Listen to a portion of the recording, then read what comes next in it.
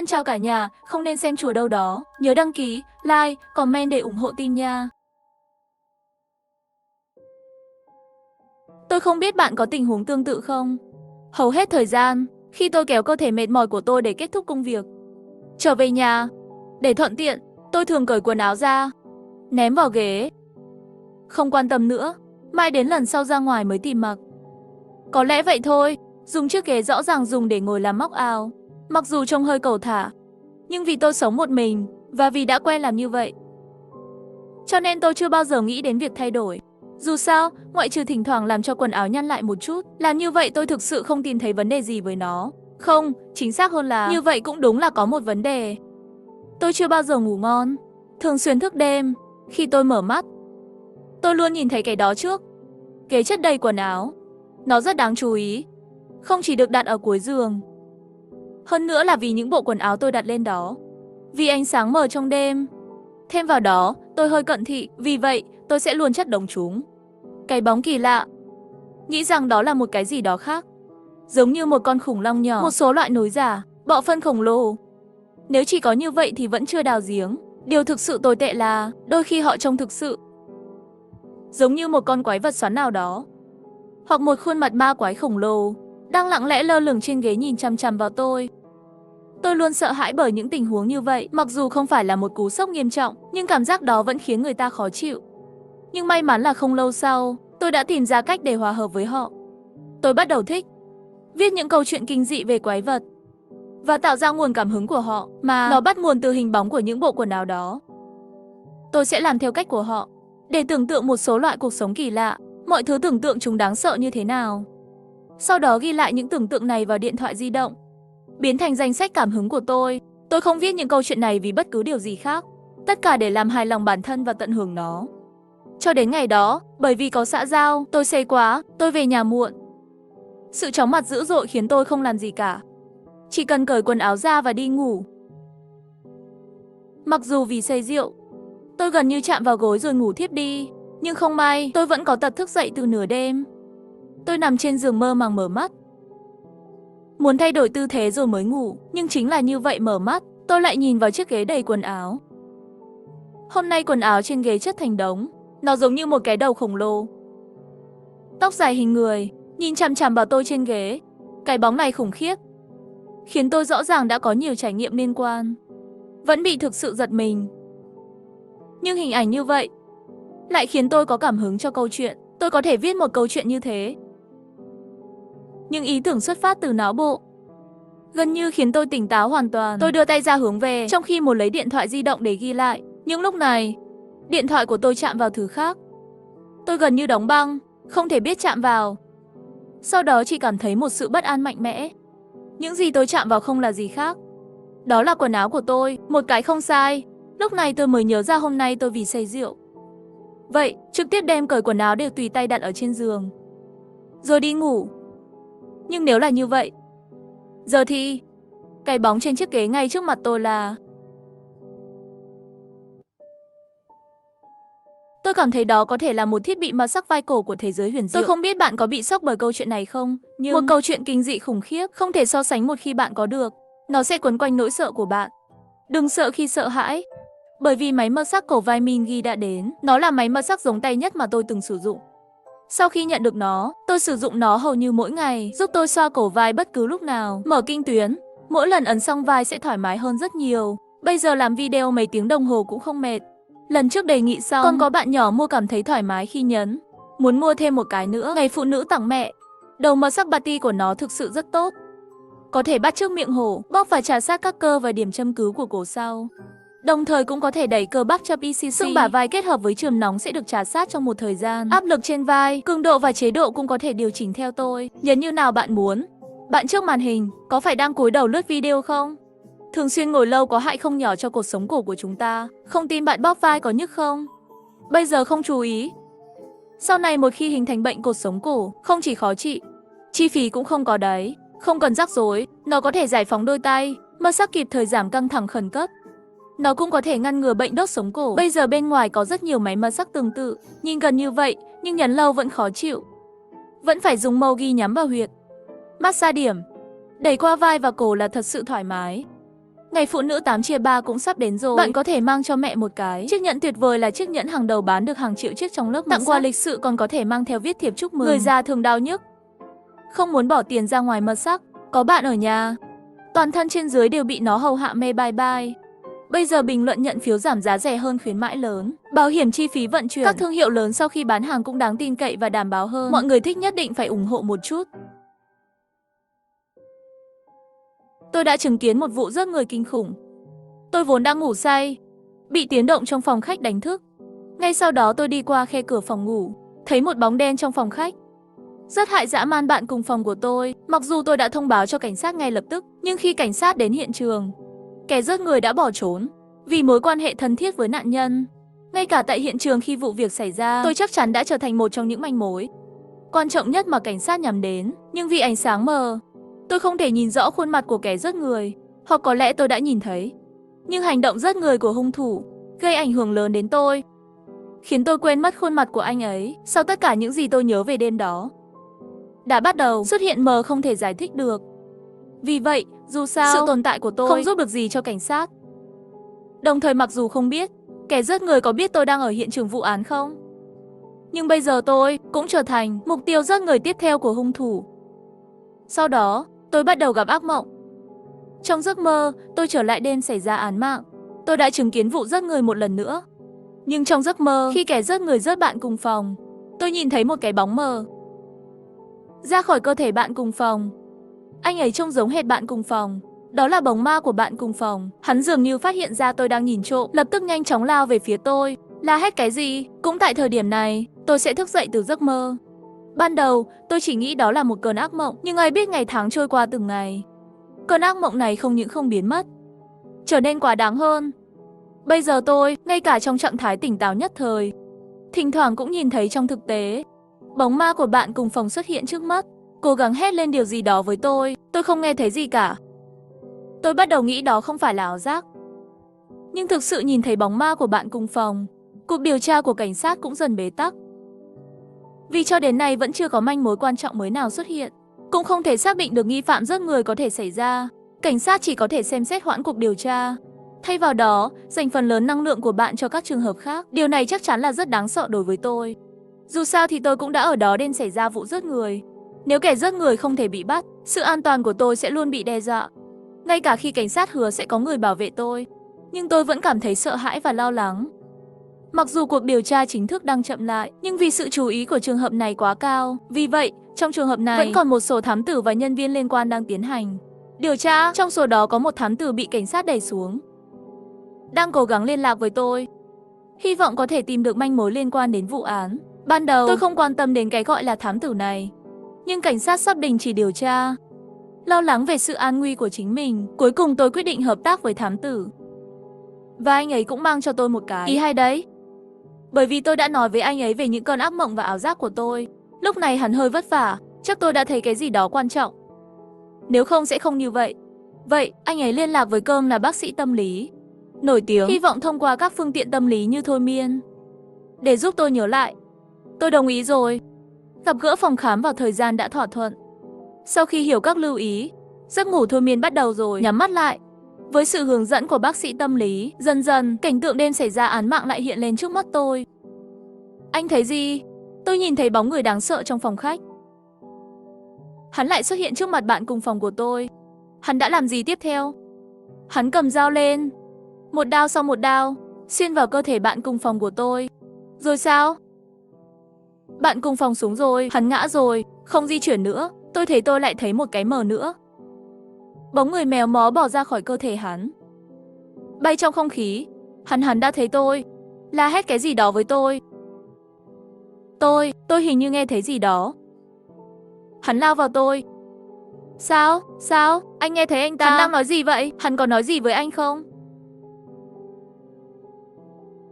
Sao rồi? Ổn chứ? Thông tin về hung thủ, lần này anh có tìm thấy không? Anh ổn chứ? Tôi ổn, nhưng thông tin liên quan vẫn không có gì. Giống như cơn ác mộng trước kia, mỗi lần đến đây, mọi chuyện đều kết thúc. Có vẻ như liệu pháp thôi miên hay gì đó không hiệu quả sao? Có vẻ chúng ta phải thử dùng theo cách khác. Thám tử thở dài, còn tôi thì có chút bất an. Thực ra tôi đã nói dối. Tôi đã thấy một cái gì đó tuyệt vời. Tôi thậm chí còn nghe thấy nó vì bóng ma của bạn cùng phòng. Giống như ảo giác tôi đã thấy trước đây. Giờ anh ấy lại xuất hiện trước mặt tôi. Chỉ lần này thôi, hắn đang chỉ tay vào thám tử. Một bên gần như điên cuồng gào thét. Chính hắn đã giết tôi.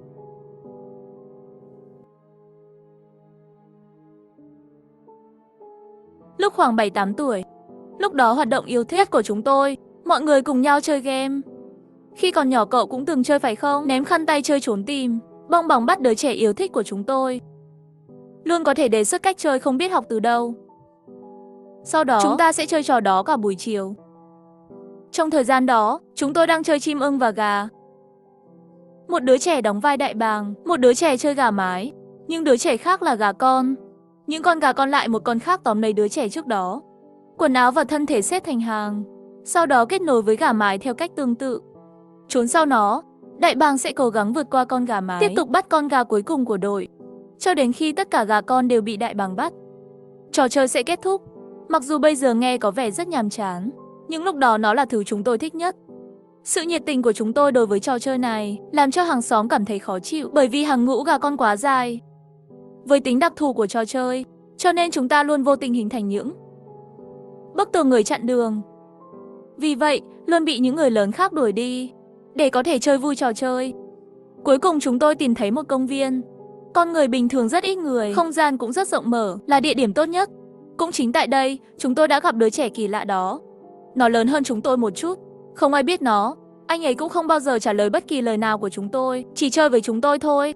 Mỗi lần là giữa chừng trò chơi, hắn sẽ đột nhiên không biết chạy từ đâu đến, gia nhập hàng ngũ gà con, cho đến khi chúng tôi rời khỏi công viên, hắn cũng sẽ biến mất.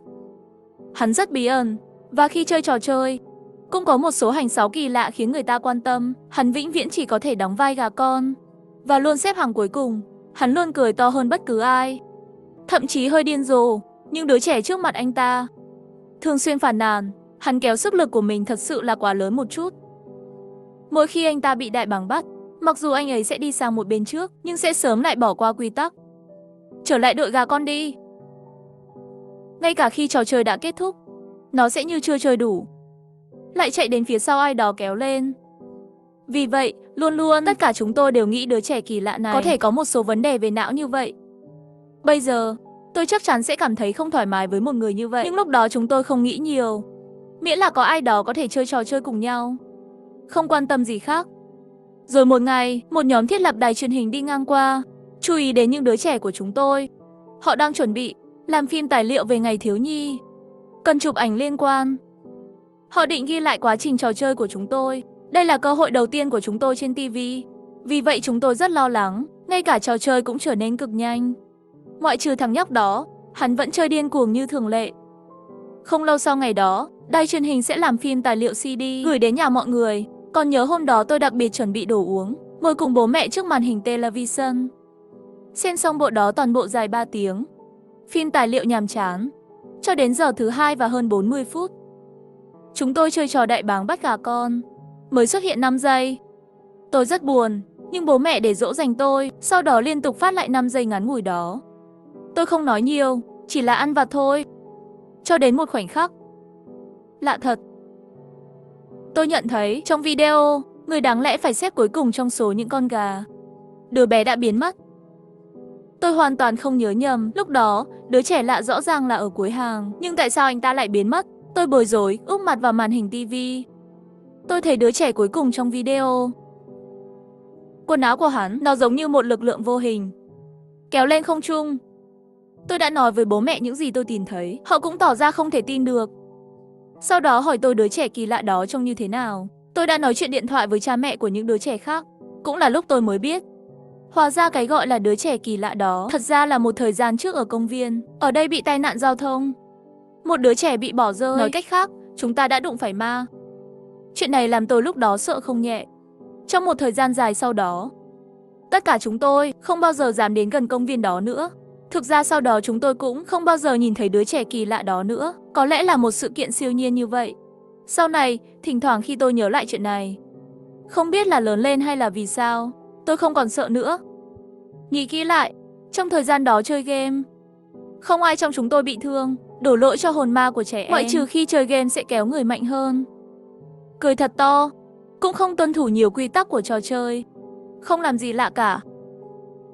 Hắn chỉ là quá thích chơi chim ưng thôi. Bắt gà thôi. Chắc là anh ấy quá cô đơn, cho nên mới tìm được chúng tôi lúc đó cũng ở công viên. Muốn chơi game cùng nhau, thời gian trôi nhanh lắm. Khi tôi và bạn tôi đi chơi một lần, tình cờ lại đi ngang qua người đàn ông đó. Nơi này không còn như trước nữa. Có người bán hàng rong, thanh niên dắt chó đi dạo và rất nhiều đứa trẻ chạy xung quanh. Đột nhiên, tôi lại nhớ lại sự kiện tâm linh năm đó. Nói chuyện với bạn bè, nhưng anh ấy đã nói với tôi một điều, những điều tôi chưa từng biết. Chuyện đó thật đáng sợ. Nhưng tôi nghĩ, linh hồn của đứa trẻ đó chắc chắn không có ác ý. Chỉ là quá cô đơn thôi. Cùng lắm là hơi lạ, không có ác ý. Tôi không nghĩ thế. Cậu không biết cậu ta chết như thế nào sao? Chết như thế nào? Tai nạn giao thông. Tôi nhớ nó không đơn giản như vậy. Chỉ là trường chúng tôi ở một nơi khác. Vì vậy, chúng tôi không biết cậu ta là ai. Đứa trẻ kỳ lạ đó là một kẻ bắt nạt nổi tiếng. Vào ngày xảy ra tai nạn, hắn vốn là muốn đem một đứa trẻ bị hắn bắt nạt kéo ra ngoài đường, đẩy nó vào giữa đường. Nhưng đứa trẻ đó dường như đã thoát được. Cũng vậy thôi, đổ lỗi cho đứa trẻ không đứng vững thì tự ngã xuống đường. Lúc này mới bị xe đâm chết. Nói cách khác, tôi nghĩ hồn ma của hắn không hề muốn đến chơi trò chơi với chúng ta đơn giản vậy thôi. Giờ nghĩ lại, lúc đó hắn không ngừng điên cuồng kéo quần áo của chúng ta. Đó không phải là muốn chơi trò chơi với chúng ta. Rõ ràng là muốn giống như trước khi hắn chết, kéo đứa trẻ đi cùng, kéo ra đường. Bạn tôi nói xong tôi chỉ cảm thấy lưng mình lạnh buốt. Đầu tôi rối tung lên. Tôi không biết phải nói gì. Cũng là lúc này, tôi chợt nhận ra một chuyện. Một đứa trẻ cách công viên không xa. Quần áo sau lưng cậu ta dường như bị một lực lượng vô hình nào đó kéo lên.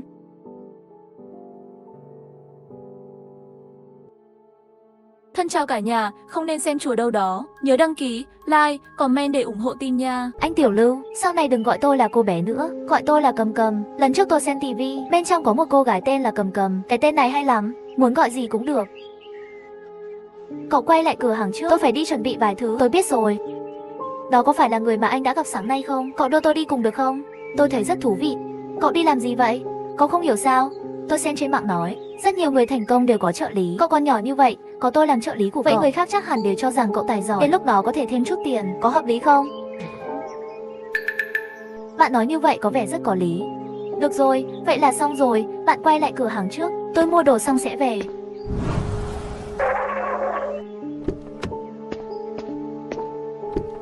Ông chủ đến phía trước là được rồi. Vậy chúng ta đi thôi.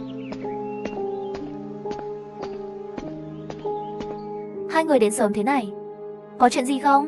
Sư phụ Lưu, đây là ông chủ của khu nghỉ dưỡng Điêu Khắc Các của chúng tôi. Có chuyện quan trọng muốn nói chuyện với bạn. Chúng tôi tìm rất lâu mới tìm thấy bạn ở đây. Chào Tiểu Lưu, Triệu Hổ là nơi phát triển khu vực danh lam thắng cảnh. Gần đây trên công trường của khu nghỉ mát của chúng tôi gặp phải một số điều kỳ lạ. Không biết sư phụ Lưu có thể giúp tôi giải quyết không? Vâng, gặp phải chuyện lạ ở công trường là chuyện lạ gì vậy? Ông chủ Triệu có thể nói chi tiết hơn một chút. Như vậy tôi mới có thể phán đoán xem có giải quyết được hay không. Được rồi, tôi sẽ nói ngắn gọn. Công trường xây dựng mới của chúng tôi phía trên ngoại ông phía tây của thị trấn Điêu Khắc Các vẫn đang sửa nền móng. Khoảng 5 ngày trước, một số xương được đào lên từ công trường. Đó là kiểu từ nhiều năm trước. Chúng tôi cũng không quan tâm, chỉ cần coi nó như chất thải và vận chuyển nó đi. Nhưng đêm đó, nhân viên bảo vệ làm nhiệm vụ tại công trường không biết tại sao lại phát điên, nói chuyện cũng biến thành giọng nói của phụ nữ, điên cuồng đánh người. Các nhân viên bảo vệ khác cũng nhìn thấy rất nhiều bóng đen, đàn ông, phụ nữ và trẻ em đều có. Ngoài ra còn có tiếng cồng chiêng, trống đám cưới. Âm thanh của việc kết hôn là gì? Có phải là tiếng cười không? Tiểu Lưu sư phụ, xin hỏi đây là ai? Cô ấy là trợ lý của tôi, không cần quan tâm cô ta. Này, nhìn tôi nè, đi thôi, chúng ta đến thư viện ngồi nói chuyện. Triệu viện ca, mọi người nói chuyện kinh doanh, tôi sẽ đi đun nước cho các anh. Ông chủ Triệu, chúng ta bên này mời.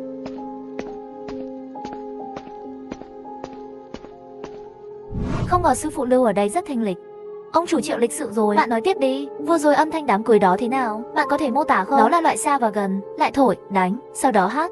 Và tiếng cười, dù sao cũng rất kỳ lạ. Ban ngày lại trở nên bình thường. Bây giờ việc xây dựng cơ sở hạ tầng đã ngừng hoạt động rồi. Các công nhân đều hoảng sợ. Gã bảo vệ điên kia đâu? Đang ở bệnh viện, điều trị mấy ngày rồi đều không có hiệu quả, cho nên chỉ có thể tiêm cho anh ta để anh ấy ngủ mỗi ngày. Rất xin lỗi sư phụ Lưu, tôi có vài thứ quan trọng khác. Tôi đi trước một bước, tôi sẽ để trợ lý của tôi nói với bạn. Về chi phí, bạn cũng có thể nói chuyện trực tiếp với cô ấy. Miễn là có thể hoàn thành việc này, tiền không phải là vấn đề. Hãy thoải mái làm việc của ông chủ Triệu đi, tôi tiện ông chủ đi. Không cần tiểu sư phụ lưu tiễn. Ông chủ, đi an toàn. Tiểu sư phụ, tình hình chung, ông chủ của chúng tôi đã nói với bạn rồi. Tôi sẽ bổ sung thêm một vài chi tiết nhỏ. Gần như mỗi tối lúc 11 giờ, bắt đầu xuất hiện tình huống này rồi. Sẽ có rất nhiều bóng tối, tiếng trống và cồng chiêng. Tình hình cụ thể phải đến công trường xem mới biết. Hơn nữa còn phải đi xem người bảo vệ kia. Vậy khi nào bạn rảnh? Bây giờ thì rảnh, không muộn đâu. Chúng ta đến bệnh viện xem người bảo vệ trước đi. Sáng ngay bây giờ tôi mới có thể biết mọi thứ trên công trường được giải quyết như thế nào.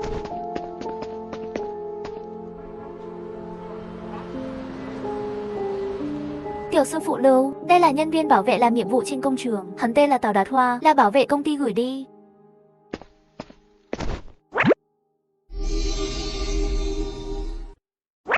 Cô Chu, tôi muốn hỏi, tại sao cái này trên người Tào Đạt Hoa có mùi vị của rượu mạnh như vậy? Có phải là khử trùng bằng rượu không? Không phải mùi rượu. Tôi nhớ ra rồi. Thực ra, trên công trường mỗi đêm đều có mùi rượu như vậy. Dù gió có thổi thế nào cũng có thể ngửi thấy. Điều đó thật kỳ lạ. Nếu không tôi cũng sẽ không đến tìm bạn. Tiểu sư phụ Lưu, bảo vệ này bạn xem cũng xem rồi. Sắp xếp việc tiếp theo như thế nào? Ông chủ nói tôi hãy nghe lời bạn. Người bảo vệ này bây giờ trông thật ngu ngốc. Chắc là bị thứ gì đó bẩn thỉu cuốn hồn. Nếu không điều trị sớm, hậu quả rất nghiêm trọng. Tôi sẽ đưa cho bảo vệ trước, nhưng đây là bệnh viện, hơi bất tiện. Bạn có thể đưa anh ta ra được không? Tiểu sư phụ Lưu, tình trạng của bệnh nhân này có chút không ổn định. Nếu muốn xuất viện chắc không dễ lắm. Cần hoạt động một chút. Tôi vừa thấy nhân viên bảo vệ có thể giải quyết được, nhưng chắc chắn không thể làm ở bệnh viện. Cô sắp xếp cho người đưa bảo vệ đến công trường, nhân tiện cho tôi địa chỉ công trường. Tôi đi chuẩn bị vài thứ, buổi chiều chúng ta gặp nhau ở công trường. Được rồi, Lưu đại sư không thể nói dối tôi. Nếu không đến lúc đó tôi không thể báo cáo với ông chủ được. Người tên Cao Đạt Hoa này, anh ấy sẽ luôn như thế này. Không phát điên đâu, gọi cho tôi khi nào xong. Được rồi, tôi biết rồi. Vậy bây giờ tôi sẽ sắp xếp ai đó vào buổi chiều.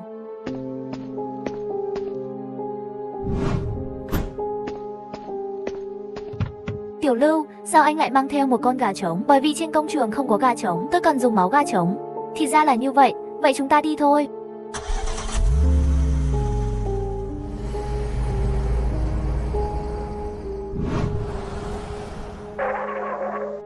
Tiểu sư phụ, chiếc bùa bạn tặng của Nhiên rất có ích. Cao Đạt Hoa như đang ngủ. Người Cao Đạt Hoa đâu? Trong nhà kho. Tôi sẽ vào xem ngay bây giờ. Cô Châu, làm ơn đi cùng Ngưu Tử Khố và trợ lý của tôi từ cốp xe lấy con gà trống đó ra, sau đó lấy cho tôi một bát máu gà. Chị ơi, chị đã từng giết gà chưa? Tôi không dám, tôi sợ. Nhưng không có công nhân nào khác trên công trường của bạn sao? Chúng ta đem gà ra ngoài để họ làm là được rồi. Cô nói có lý đấy. Vậy chúng ta đi bắt gà đi.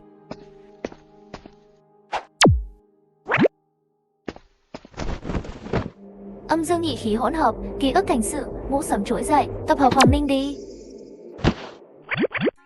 Người là ai? Tại sao lại ôm ta? À, tôi nói tôi vừa mới thanh tẩy cho bạn, bạn có tin không? Tin, tôi tin bất cứ điều gì bạn nói. Anh ơi, em thấy anh đẹp trai quá. Không ngờ anh cũng thế. Vậy tối nay ở khách sạn Điêu Khắc Cát thì thế nào? Tôi mời bạn ăn cơm được không? Mời tôi ăn cơm, không cần khách sáo đâu. Vừa rồi bạn đã ôm người ta rồi, cứ nói vậy đi.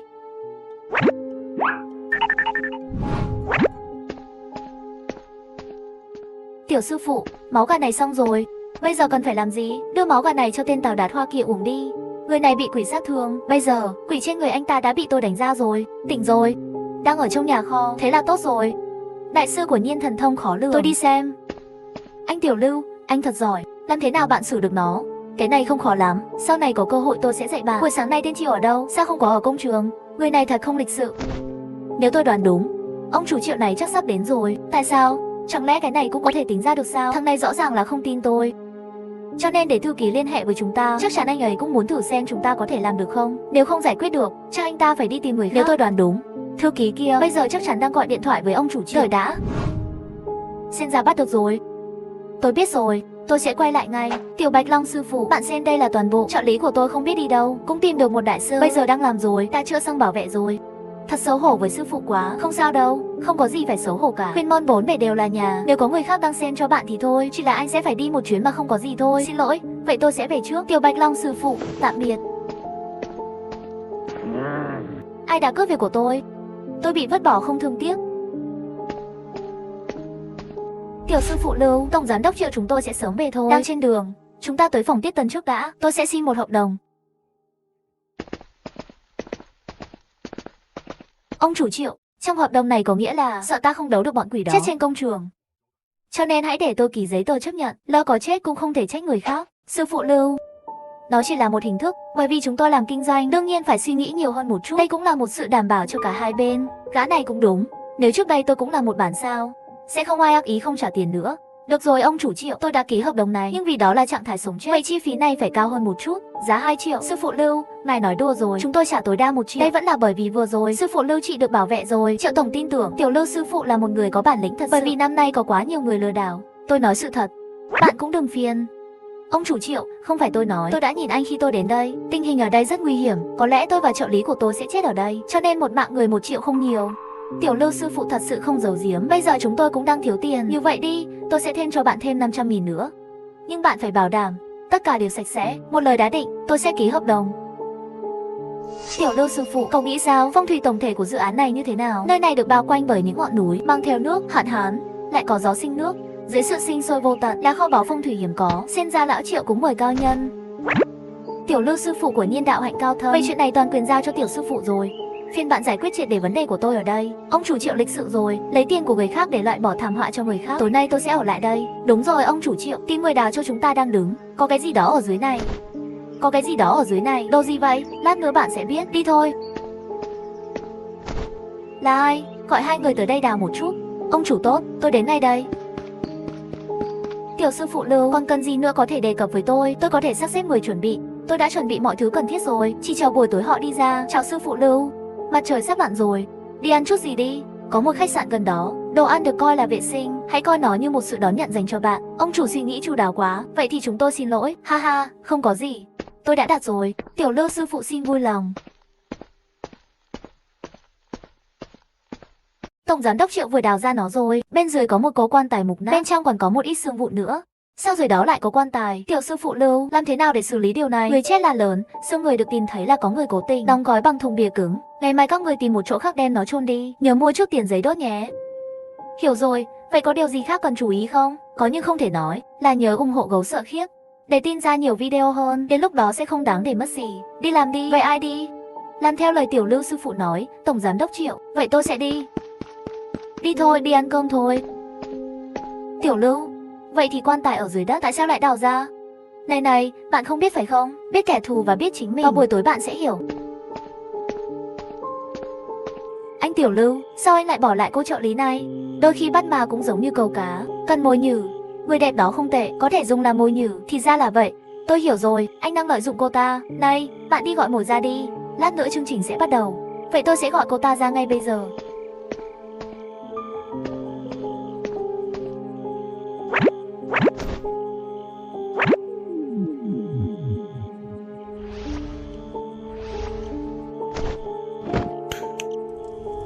Chú hai, chú là người tốt nhất với tôi. Khi chú đi, tôi làm việc ở công trường, cũng chưa kịp quay lại xem mặt người lần cuối. Vừa vặn là ngày thanh minh, tôi chỉ có thể đốt giấy cho bạn ở đây. Đừng để lũ nhóc lấy tiền của anh. Mau đến lấy tiền đi. Chị Tiểu Cầm, sư phụ Lưu đang làm gì vậy? Tại sao lại đốt giấy? Đúng vậy, anh Tiểu Lưu nói bộ xương đào được hôm nay thật có ích. Hãy chôn nó vào ngày mai. Tối nay tôi muốn hỏi bộ xương một số chuyện. Hỏi cái gì? Xương có nói được không? Tôi cũng cảm thấy tò mò. Tiểu Lưu ca nói để chúng ta xem ở bên này trước, lát nữa đợi anh ta làm xong rồi mới đi qua. Trước đây tôi luôn là người vô thần, chỉ là gần đây gặp phải những chuyện này thôi, làm tôi hơi sợ, giờ thì sợ hãi và tò mò.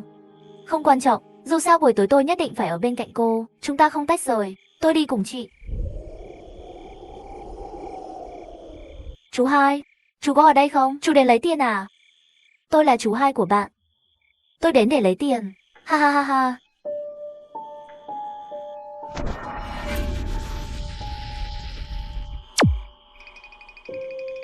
Ngươi là pháp sư.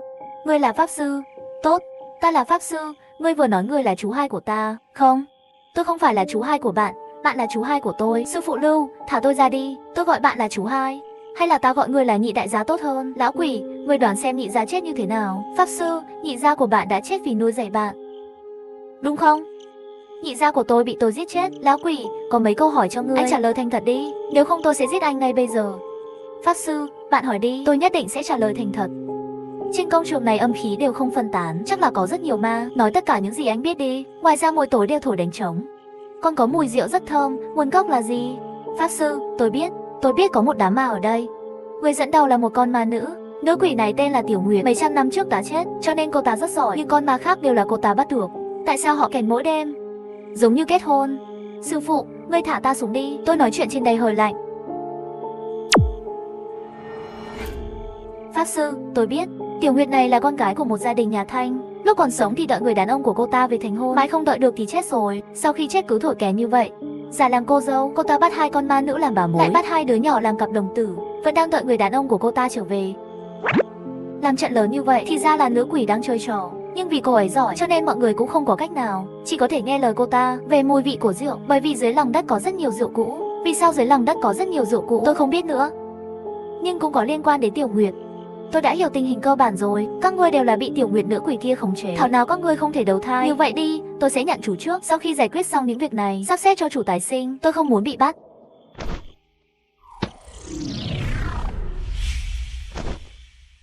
Tiểu Cầm tỷ, Tiểu Lưu sư phụ đang nói chuyện với ai vậy? Làm thế nào để chỉ nói chuyện với người cõi kia? Theo cách nói hiện tại là làm lễ nghi khoa học.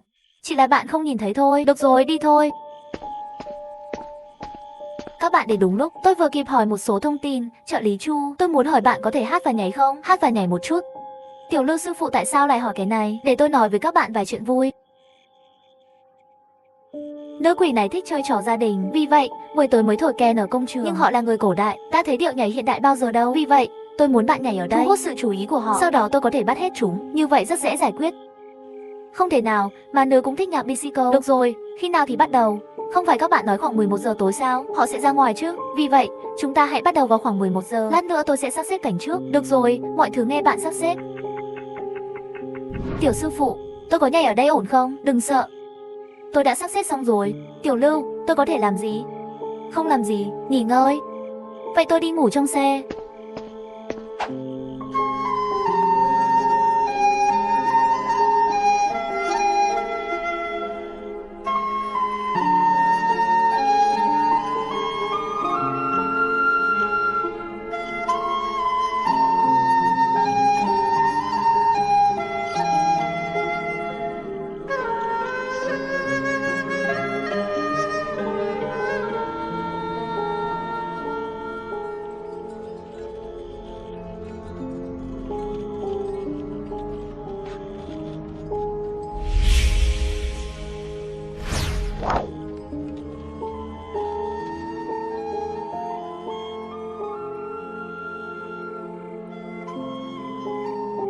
Hè, sao không nghe động tính? Không ngờ có thể thấy điệu nhảy vui vậy. Sư phụ tha mạng, sư phụ tha mạng, nhóc con không có ác ý. Người có nhân đạo, ma có quỷ đạo. Tại sao cô ở đây lâu không tan? Ta biết người quỷ khác đường. Tôi biết đại sư đến đây để đối phó với tôi, nhưng tôi có vài lời muốn nói với đại sư, đừng quá vội tay. Chẳng lẽ bạn còn có lý do bất đắc dĩ? Ha ha, tiểu sư phụ Lưu, sao anh lại nói chuyện với không khí vậy? Lạ thật. Có thể để tôi cũng xem một chút không? Đây là những gì cô muốn xem, không thể trách tôi. Tiểu quỷ, nếu biết mình là ma, tại sao lại ở đây vào giữa đêm? Đại sư, tôi đã chết ở đây hàng trăm năm rồi. Mảnh đất này cũng là sản nghiệp của cha mẹ tôi. Các người muốn đuổi tôi đi không được đâu. Có một vài thứ để nói. Tôi không muốn đuổi anh đi, miễn là bạn muốn. Tôi có thể gửi cho ông phụ, cho bạn đi tái sinh. Con đường khác, âm dương có khác. Đây là nhân gian, không phải nơi cô ở. Tiểu sư phụ sao lại nóng giận? Chúng tôi đã ở đây nhiều năm, chưa bao giờ giết ai cả. Bạn có thể để chúng tôi đi không? Tôi hứa sẽ không bao giờ làm người khác sợ hãi nữa. Có những con đường khác, nếu tôi không phát hiện ra thì thôi. Bây giờ đã phát hiện, vậy thì phải tuân thủ quy tắc trời đất. Và bởi vì bạn không tạo ra vết nứt, cho nên mới dễ mở cửa đưa các ngươi đi luân hồi. Nếu không tôi đã để linh hồn các ngươi tan biến từ lâu rồi. Cảm ơn đại sư. Chỉ là 100 năm trước Bồ Tát xuất hiện và hướng dẫn cho tôi, nói để tôi tụng kinh cả ngày lẫn đêm. Vượt qua 500 năm, quỷ linh liền ta sẽ được đi Tây Thiên Cực Lạc, cho nên tôi không thể đi được. Ngươi muốn ta cười chết sao? Bạn thực sự đang nói một câu chuyện vớ vẩn. Tiểu Lạc Lạc, nếu Bồ Tát Điểm đã khai sáng cho cô, bảo cô ngày đêm tụng kinh, sao ngày nào cô cũng đánh cồng chiêng đánh trống? Còn làm cô dâu, ngươi tâm tư không sạch, chống lại ý muốn của Bồ Tát, không sợ Bồ Tát đánh mông ngươi sao? Ha ha. Đồ đạo sĩ hôi hám, sao anh biết tên tôi? Tôi biết cô có nhiều việc phải làm. Hôm nay đi đầu thai hay không điều đó phụ thuộc vào cô. Nếu ngươi muốn ta chết, vậy thì đừng trách ta không chào đón.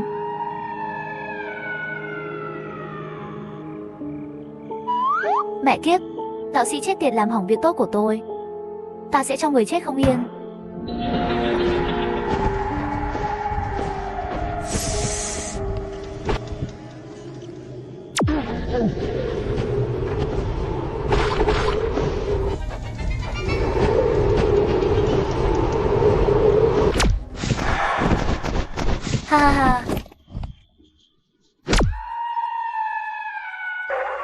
vốn là muốn thả ngươi một con đường sống, không ngờ ngươi lại bị quỷ nuốt chửng. Cứu mạng vậy. Nam thần bắt đầu đầy trời, mây màu tím. Chim chạy như mây mũi tên, ngọc thỏ rực rỡ 4 bánh xe. Chết tiệt, thế thân bị giết. Đã đến lúc trả thù. Cấp cấp như luật lệ.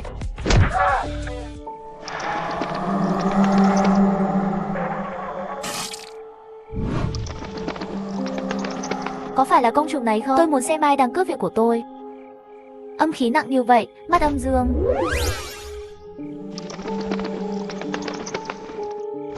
Một bút thiên hạ động, 2 bút tổ sự kiện, 3 bút đi hung thần, cấp cấp như luật lệ.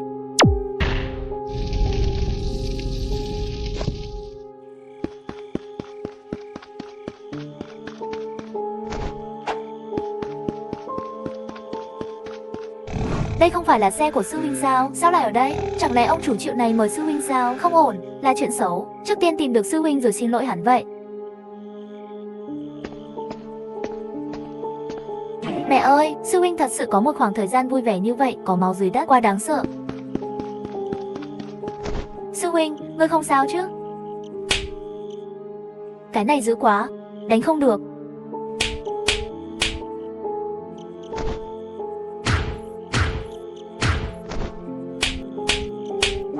Anh ơi, anh làm em sợ chết khiếp, anh bị sao vậy? Sao lại ngất? Sư đệ, ta vừa bị đánh lén, suýt nữa thì chết, nội tạng đều bị tổn thương. Chẳng lẽ có quỷ vương?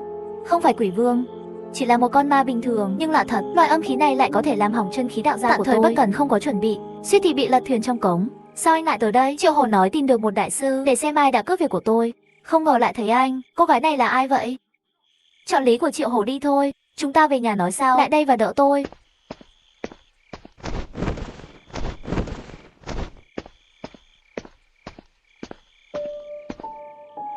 Sư huynh, lần này đến thì ở chỗ tôi chơi thêm 2 ngày nữa. Nhân tiện, bạn nói khi bạn đến ngày hôm đó dùng phi kiếm thuật giết chết 2 con ma đại bàng, trong đó có một con màu đỏ không? Hình như vậy, nhưng bây giờ tôi cũng nhớ không rõ lắm. Thực ra lần này tôi đến thị trấn Điêu Khắc Các còn có một việc nữa. Tôi đến thị trấn Điêu Khắc Các để hẹn hò. Cha tôi tìm cho tôi một cô con dâu, nghĩ nên ghé thăm anh. Dù anh đi cùng tôi, nhưng có vẻ như anh sẽ nghỉ vài ngày. Nhân tiện, người phụ nữ đã ở với anh là ai? Tôi thấy 2 người rất thân thiết.